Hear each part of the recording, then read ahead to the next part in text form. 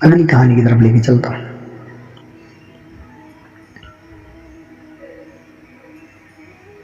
कहानी का नाम है क्या सचमुच आत्मा होती है। प्रातः काल का समय था। गुरुकुल में हर दिन की भांति गुरुजी अपने शिष्यों को शिक्षा दे रहे थे। आज का विषय था आत्मा।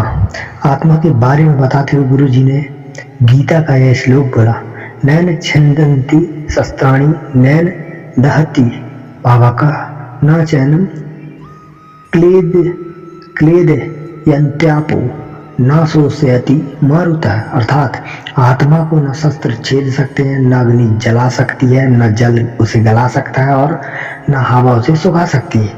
इस आत्मा का कभी भी विनाश नहीं हो सकता है, यह अविनाशी है। यह सुनकर एक शिष्य को जिज्ञासा हुई। वह बोला, किंतु गुरुवर यह कैसे संभव है? यदि आत्मा का अस्तित्व है, वह विनाशी है, तो भला वो इस नाशवान शरीर में कैसे वास करती है और वो हमें दिखाई क्यों नहीं देती? क्या सचमुच में आत्मा होती है? गुरुजी मुस्कुराए और बोले, पुत्र, आज तुम रसोई घर से एक कटोरा दूध लाना, एक कटोरा दूध लेना और उसे सुरक्षित अपने कमरे में रख देना और कल इसी समय वह कटोरा लेकर यहाँ उपस्थित हो जाना। अगले दिन शिष्य कटोरा लेकर उपस्थित हो गया। गुरुजी ने पूछा, क्या दूध आज भी पीने योग्य है? शिष्य बोला, नहीं गुरुजी, यह तो कल रात ही फट गया था, लेकिन इसका मेरे प्रश्न से क्या लेना देना? गुरुजी शिष्य की बात काटते हुए बोले, आज भी तुम रसोई में जाना और एक कटोरा दही ले लेना और कल इसी समय कटोरा लेकर यहाँ उपस्थित हो जाना। अगले दिन शिष्य यही समय पर उपस्थित हो गया। गुरुजी ने पूछा, क्या दही आज भी उपयोग हेतु ठीक है? शिष्य बोला, जी हाँ गुरुजी, ये अभी भी ठीक है। अच्छा ठीक है, कल तुम फिर से इसे लेकर आना, यहाँ आना, गुरुजी ने आदेश दिया। अगले दिन जब गुरुजी ने शिष्य से दही के बारे में पूछा तो उसने बताया कि दही में खटास आ चुकी थी और वह कुछ खराब लग रहा है। इस पर गुरुजी ने कटोरा एक तरफ रखते हुए कहा, कोई बात नहीं, आज तुम रसोई से एक कटोरा घी ले जाना और उसे तब लेकर आना जब वो खराब हो जाए।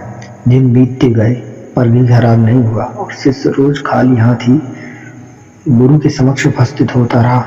फिर एक दिन शिष्य ने सिरहा नहीं गया और उसने पूछ ही लिया, गुरुवर, मैंने बहुत दिनों पहले आपसे प्रश्न किया था कि यदि आत्मा का अस्तित्व है, वह अविनाशी है, तो भला वो इस नाशवान शरीर में कैसे वास करती है और हमें दिखाई क्यों नहीं देती? क्या सचमुच आत्मा होती है?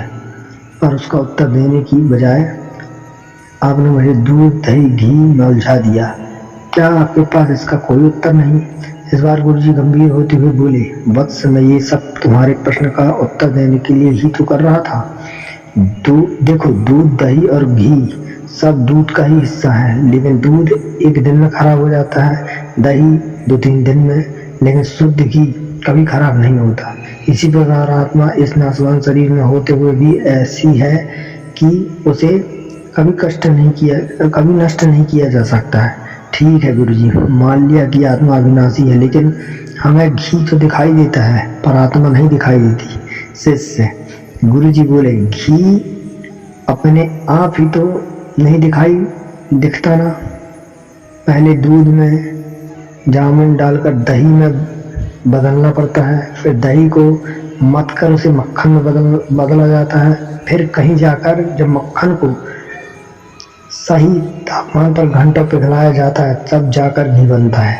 हर इंसान आत्मा का दर्शन यानी आत्म दर्शन कर सकता है, लेकिन उसके लिए पहले इस दूध रूपी शरीर को भजन रूपी जामुन से पवित्र बनाना पड़ता है। उसके बाद कर्म की मथनी से इस शरीर को दीन दुखियों की सेवा में मथना होता है और फिर सालों तक साधना व तपस्या की आंच पर इसे तपाना होता है, तब जाकर आत्मदर्शन संभव हो पाता है।